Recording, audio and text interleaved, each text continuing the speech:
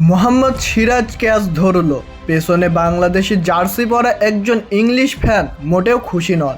এরপর মোহাম্মদ সিরাজ যখন ক্যাচটি ধরে বাউন্ডারি লাইনে থাকা দাগ প্রান্তে পা দিয়ে ফেললেন, এরপর দেখেন বাংলাদেশের জার্সি পরা সেই ইংলিশ ফ্যানের সে কী উদযাপন। হ্যাঁ দর্শক, বলছিলাম ভারত ভার্সেস ইংল্যান্ডের পঞ্চম টেস্টে দেখা গেছে এমনই একটি ঘটনা, যেখানে দেখা যায় গ্যালারিতে বাংলাদেশের জার্সি পরে একজন ইংলিশ ফ্যান। ভিনদেশে এই ভক্ত ব্যাপক উল্লাস করছেন গ্যালারিতে। বিশেষ করে হ্যারি ব্রুকের ক্যাচ ধরতে গিয়ে মোহাম্মদ সিরাজ যখন বাউন্ডারিতে পা দিয়ে ফেলেন, তখন তিনি ব্যাপক উদযাপন করেন। আর এটা দেখে মোহাম্মদ সিরাজ তো রীতিমতো ক্ষুব্ধ ছিলেন। আর অপরদিকে ভারতীয় বোলার প্রসিদ্ধ কৃষ্ণাও শুরুতে উইকেটের উদযাপন করে ফেলেছিলেন। তবে মোহাম্মদ সিরাজ যে বাউন্ডারি লাইনে পা দিয়ে ফেলবেন, সেটা হয়তো বা তিনিও আন্দাজ করতে পারেননি।